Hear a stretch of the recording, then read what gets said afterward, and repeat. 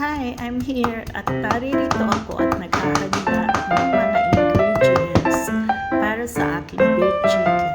So, tinadtad ko na po ang luya. Ngayon naman po ay sibuyas. Kayatin po natin na medyo maliliit na parisukan. Paliitin po natin para hindi siya Tapos, pukpukin ko po ang bawang. Ayan, pinupukpok po ko na siya. Kasi mahirap po siya talupan. Hiwain po natin ang bawang ng maliliit din, kagaya ng sibuyas. Ayan, lagay na rin ako ng lemon para i-slice ko siya.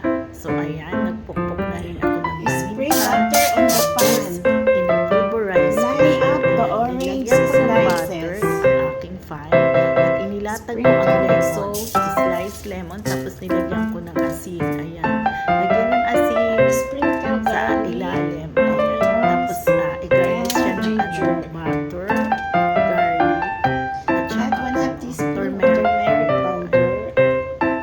So, lagyan din natin siya Add 1/2 ng of the lemon juice. juice. Ayan. So, nag-squeeze po ako ng lemon, mga 2 lemon. Tapos, ko siya. I-filled ko siya sa mga fan. Ayan. Line up the chicken. Ilatag ko na din ang chicken. Ayan. Ilatag ko siya evenly.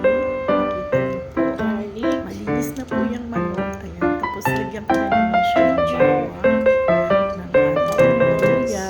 Para hindi siya malansa. At saka ng sibuyas. Ayan. Lagyan din po natin ang black pepper. Black pepper. Siya. Ayan. Ang black And pepper. salt. Tapos, additional salt sa ibabaw ng chicken. Ayan.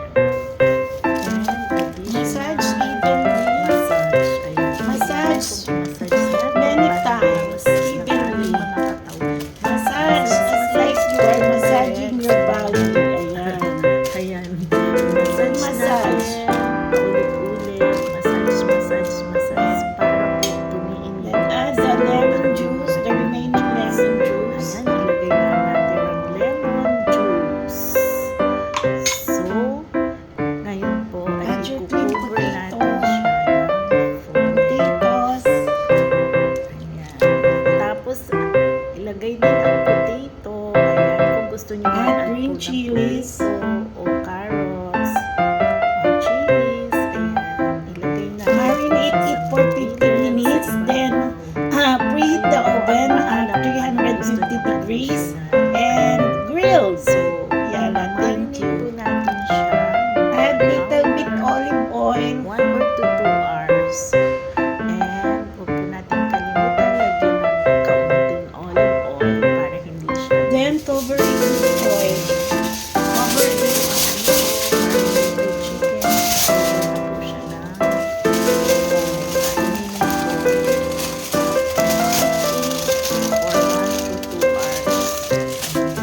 bago po ilagay sa oven.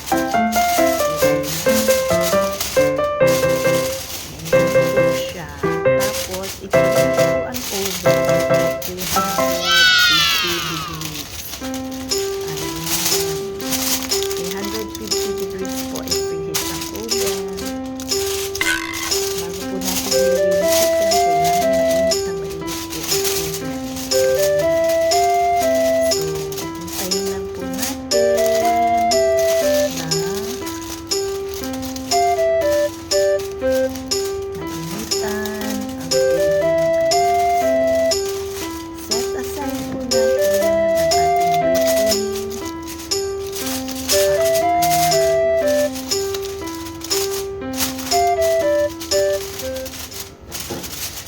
ang ating marinated na po yan. Ilalagay na natin sa oven.